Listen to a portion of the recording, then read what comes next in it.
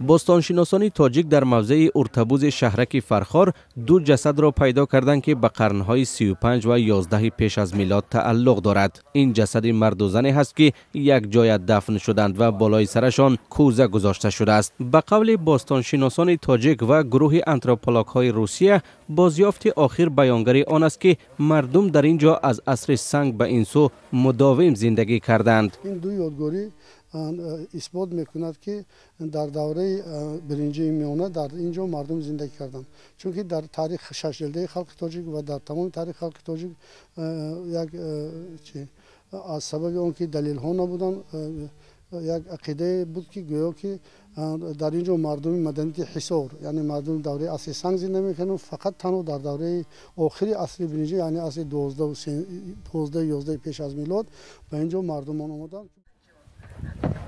بازیافت‌های آخر به دوره راست می‌آید که مردم در حدود امروزه ولایت ختلان آیین بودایی داشتند و شیوه گراندن میت‌ها نیز طبق عادت آنها صورت می‌گرفت.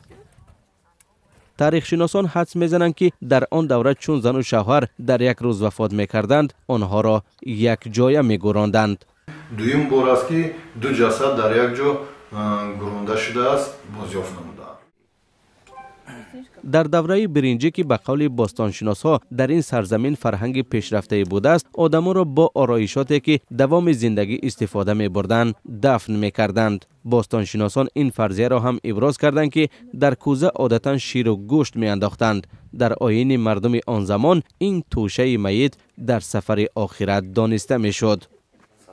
موافق عقیده های آرخئولوژ های تاجیک و باستانشناسان و آنتروپولوژ ها از روسیه آنها تشخیص نموده دیده برآمدند که این متعلق به دوره های بین برنج و دوره های برنج را در بر میگیرد و از روی بازیافت هایی که در آنجا بازیافتند مثل مهره های سنگین و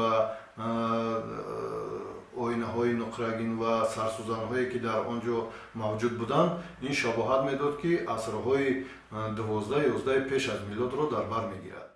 سال 2014 هم در پی یک کافتوکاو در این موضع محققان از عمق 10 متری زیر خاک در حدود ناحیه با افغانستان هم مرز فرخار گوری 2 متری انسان و 10 ها هیکلچه بودا را پیدا کردند.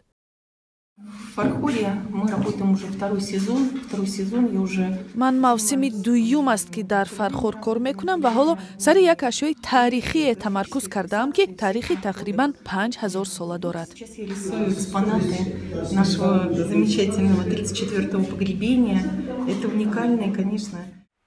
ضمناً باستانشناسان تاجیک میگویند باور میرود که در این موضع 10 ها آثار دیگر تاریخی نیز پیدا شود.